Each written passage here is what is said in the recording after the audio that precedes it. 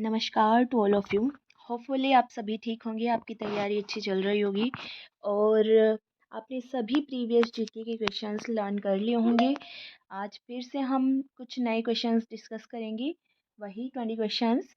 और एंथुजियाज्म बनाए रखिए, उत्साह के साथ आप सभी को जीके पढ़ना है क्योंकि जीके बहुत ही बोरिंग सब्जेक्ट होता है। तो जितना ज़्यादा कहीं ना कहीं आपका एंथुजियाज्म होगा उतनी ज़्यादा अच्छे से चीज़ें लर्न होंगी। चलो तो फिर स्टार्ट करते हैं। फर्स्ट क्वेश्चन आता है, author of book indica Megasthenes ने लिखी है। ठीक है, इंडिका एक बुक थी जो कि मेगास्थनीज ने लिखी थी। अब इसकी थोड़ी सी स्टोरी याद कर लीजिए। जैसे कि ये चंद्रगुप्त मौर्य के टाइम का पीरियड पर आए थे। सेल्यूकस निकोटर ने इसे भेजा था इंडिया में, और ये इंडिया को देखने के लिए, यहाँ की संस्कृति को समझने के लिए आए थे। अब इंडिका इन्होंने बुक इंडिया के नाम पर ही लिखी है। तो इंडिया क्या है, मेगा है ना, बहुत बड़ी है, तो मेगास्थनीज ने लिखी है। नेक्स्ट क्वेश्चन आ जाता है, मेथड ऑफ मेजर जीडीपी। अब देखिए जीडीपी की फुल फॉर्म क्या होती है। जीडीपी की फुल फॉर्म होती है ग्रोस डोमेस्टिक प्रोडक्ट। ठीक है, इसका मतलब क्या होता है, विद इन अ ईयर एक कंट्री के अंदर उसकी सर्विसेज और उसके प्रोडक्ट की जो भी गुड्स की जो भी वैल्यू होती है उसको जीडीपी के नाम से जाना जाता है। ठीक है, एक तरीके से ये है, वो होता है, रिजल्ट होता है किसी भी कंट्री का कि जीडीपी हाई है लो है। उससे पता चलता है कि देश देश में कितनी प्रोग्रेस डेवलपमेंट हो रहा है। ठीक है, प्रोग्रेस हो रही है। इसको मेज़र करने के कितने तरीके हैं, 3 तरीके हैं। एक्सपेंडिचर, खर्चा की एक्सपेंडिचर मेथड। ठीक है, कि भाई हाँ, किस तरीके से हम खर्चा कर रहे हैं उसका method. Product method, income method, ये तीनों आ जाएंगे। नेक्स्ट आ जाएगा फर्स्ट एटीएम इंस्टॉल्ड। पहला एटीएम कब लगा था, 1987 में इंस्टॉल हुआ था। इसको ऐसे याद कर सकते हैं, देखो ये रिवर्स काउंटिंग है, 987। तो 8 7 एटीएम लगे थे। ठीक है, एटीएम एटीएम मतलब एटीएम में भी 8 आ रहा है ना, तो 8 7।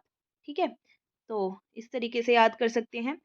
First ruler of the Kushan empire. अब देखिए कुषाण का कुजल कड़फी शेष है।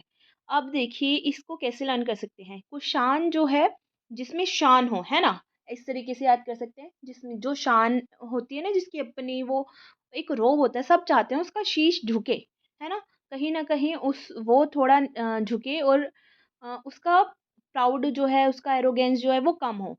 तो कुजोला कड़फिशेष, क्योंकि उससे सब जल रहे होते हैं। क्यों, क्योंकि उससे सब जल रहे होते हैं, तो कुजल कड़फिशेष। नेक्स्ट क्वेश्चन आ जाएगा 1918। क्वेश्चन नंबर 5 पर है हम, ध्यान दीजिएगा। In 1918 Mahatma Gandhi had organized a satyagraha to support the peasant in which district. अब देखिए गांधी ने 1918 ईयर याद रखना है, 1918 में एक सत्याग्रह ऑर्गेनाइज करा था जिसमें कि उन्होंने जो किसान हैं उन्हें सपोर्ट किया था।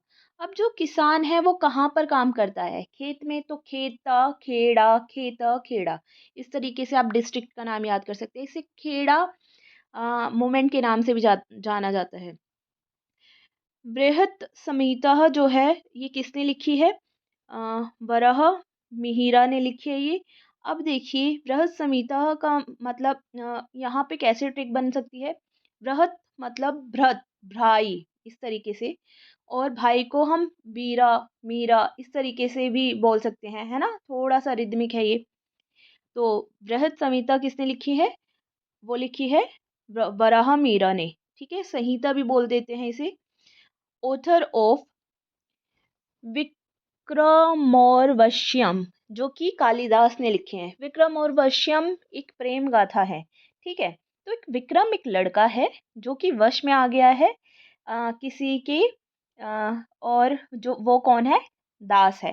ठीक है, तो इस तरीके से उसे किसी दासी से प्यार हो गया। तो विक्रमोर्वशियम किसने लिखी है, कालिदास ने लिखी है। थोड़ा सा रिलेट कर लेंगे। British establish the first museum in India. पहला म्यूजियम इंडिया में कब आया था, 1814। ब्रिटिश जो है वो लेकर आई थी। जब बच्चा 18 साल या 14 साल का हो जाता है तो उसे म्यूजियम में घूमने फिरने का बहुत चाव होता है ना। एक एक्साइटमेंट होती है इधर घूमने, तो 1814 ऐसे याद कर लेना। नेक्स्ट आ जाएगा नाट्य शास्त्र वॉज रिटन बाय, नाट्य शास्त्र किसने लिखा है, तो वो भरत मुनि। मुन्नी जो है वो छोटी सी लड़की है एक, और वो क्या कर रही है, नाटक कर रही है ना, तो नाट्य शास्त्र आ जाएगा। नेक्स्ट आ जाएगा, आप क्वेश्चन नंबर 10 पर आ गए हैं हम। Administration of union territories 239 article में आएगा कि यूटीज का एडमिनिस्ट्रेशन, प्रशासन किस आर्टिकल में आता है। अब मैं ये याद कराने की कोशिश करूंगी। देखो यूटीज दो तीन मतलब ज़्यादा नहीं है ऐसी, कितनी है टोटल, 8 यूटीज हैं, तो ऐसे कर लो कि भाई हाँ 28 स्टेट है, यूटीज 8 है, तो ऐसे 2-3 स्टेट है, कम है ना रेशियो अगर देखे तो, 2-3 ही यूटीज है हमारी। और लास्ट में क्या आ जाएगा, नो यूटीज नहीं है ना, तो 239 इस तरीके से, या फिर अगर आप क्रैम कर सकते हो तो क्रैम कर लो। Provision in case of failure of constitutional machinery in union territories, अगर यूनियन टेरिटरीज में कोई भी फेलियर होता है कॉन्स्टिट्यूशनल मशीनरी का, तो वो किस में आएगा, सब यूटीज वाले 239 में, इनमें पार्ट होते हैं ए बी, तो इसमें अब ए बी, अब क्या हो गया भाई, उसमें क्या फेलियर हो गया, तो इस तरीके से याद कर सकते हैं। 239 याद कर लेना बस, वो यूटीज से रिलेटेड होता है। Power of president to make regulation for certain union territories, अब देखिए दोबारा यूटीज का आ गया, तो 239 के आसपास ही होगा। जो प्रेसिडेंट के पास एक पावर होती है रेगुलेट करने के लिए कुछ यूटीज को, तो वो किस में आएगी, 240। ठीक है, मतलब उसमें 239 याद कर लो, उसके आसपास आ जाएगा। पर ये प्रेसिडेंट वाला है, प्रेसिडेंट कौन होता है, थोड़ा बड़ा दर्जा होता है हमारे देश में प्रेसिडेंट का, तो मतलब एक बढ़ा देंगे, तो 239 प्लस 1, तो 240।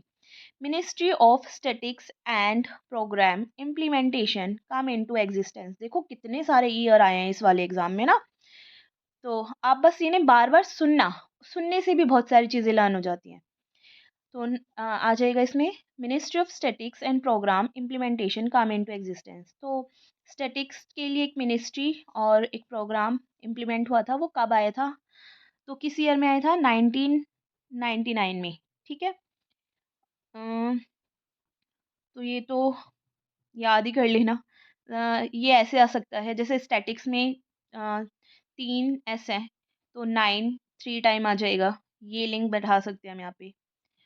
काथियावार पेनिनसुला नॉन एज, अब देखिए सौराष्ट्र पेनिनसुला, अब काथियावार पेनिनसुला पहले भी आया हुआ है, ठीक है, मैंने पहले जीके क्वेश्चंस में भी कराया हुआ है, तो देखो रिपीट हुआ है ये। काथियावार पेनिनसुला किस नाम से जाना जाता है, सौराष्ट्र पेनिनसुला से जाना जाता है। अ, अ, मतलब आप इसको ऐसे याद कर सकते हैं, काठियावाड़ वार अगर करेंगे हम किसी पे भी बड़े, तो वो बड़े पर करेंगे, सौराष्ट्र बड़ा सा एक राष्ट्र होगा। ठीक है, name the article that direct the state to ensure judiciary independence by segregating it from the executive. अब देखिए जुडिशियल इंडिपेंडेंस जो हमें बताता है वो कौन बताता है, आर्टिकल 50, मतलब एग्जीक्यूटिव अलग होगा और जुडिशरी अलग, तो ऐसे नहीं बोलते आधा तेरा आधा मेरा, तो 50-50 आर्टिकल 50 है, ये हमें बताता है। नेम द 16 पर आ गए हैं हम, ध्यान से करिएगा। ये बहुत इंपॉर्टेंट है, the most important, the most repetitive question है ये। Name the Amendment Act that granted constitutional status to Panchayat Raj institution in India. It added to Part 9. अब देखिए पार्ट 9 में इसे ऐड करा गया था, पंचायत राज इंस्टीट्यूशन जो है इसे कॉन्स्टिट्यूशनल स्टेटस मिला था, संवैधानिक स्तर प्राप्त हो गया था। तो ये किस उसमें आया था, ईयर में आया था, और ये कौन सा अमेंडमेंट था, तो 73 और 74 ये दो अमेंडमेंट हुए थे। ठीक है, तो पंचायत वाला 73 अमेंडमेंट था, 1992 में ही हुआ था। नेक्स्ट क्वेश्चन ही जो मैं बोल रही थी कि 74 वाला भी इम्पोर्टेंट है। Mention the amendment that added in part 9A, वो 9 में हुआ था पंचायत वाला, 9A वाला, to the Indian constitution providing a framework for the establish and governance of municipalities.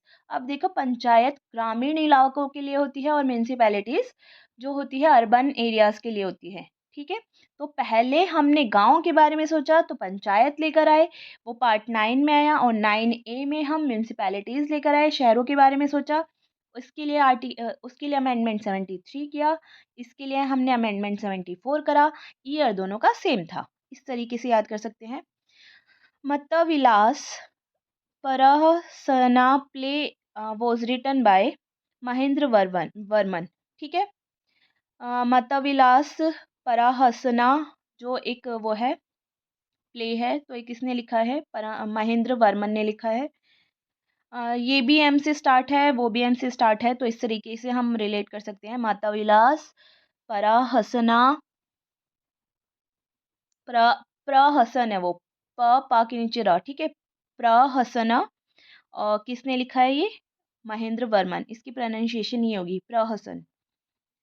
Next आ जाएगा, mention the amendment act that led to creation of a separate national commission for the scheduled caste. ये भी बहुत important है। वो amendment जो कि जिसने कि शेड्यूल कास्ट के लिए एक अलग से नेशनल कमीशन लेकर आए थे, वो कौन सा एक्ट था? वो था 89 अमेंडमेंट। अब ये देखो, जो एसटीज है, शेड्यूल ट्राइब्स हैं, जो वो कम है ना, थोड़ी संख्या में ज़्यादा नहीं है, तो 8-9 ही है बस। इस तरीके से याद कर सकते हैं। Technology is design to capture sunlight and convert it directly into electrical energy, enabling the generation of clean electricity. देखिए, इसको हम कैसे याद कर सकते हैं? एक टेक्नोलॉजी डिज़ाइन करी गई जिसमें कि हम सनलाइट को कैप्चर करेंगे और इसे कन्वर्ट करेंगे किसमें? इलेक्ट्रिक एनर्जी में, ताकि हम क्या कर सके? जनरेट कर सके, जनरेशन ऑफ क्लीन इलेक्ट्रिसिटी कर सके, हम वो बना सके। तो देखो, फोटो का मतलब क्या होता है? फोटो मतलब लाइट ही होता है। तो सनलाइट यहाँ इस तरीके से फोटो वोल्टिक सेल हो जाएगा वो टेक्नोलॉजी कौन सी है? Photo voltaic cell. होपफुली आपको सभी क्वेश्चन समझ में आए होंगे। चलो, क्वेश्चंस में से मैं ऐसे रैंडमली आपसे कोई भी क्वेश्चन पूछती हूँ, और आप कमेंट सेक्शन में कमेंट करिएगा कि आपने ध्यान से सुने, आपको याद है या नहीं, और अगर याद नहीं है तो दोबारा आपको ये वीडियो देखनी है। चलो, मैं ये क्वेश्चन पूछती हूँ कि power of president to make regulation for certain union territories, ये किस आर्टिकल में आता है? ठीक है, ये आपको बताना है कमेंट सेक्शन में। Thank you so much. Hopefully आपकी प्रिपरेशन सबकी अच्छी चले, और इसमें मेरा थोड़ा कंट्रीब्यूशन रहेगा। हम डेली बेसिस पे यही वीडियोस देखते रहेंगे। 20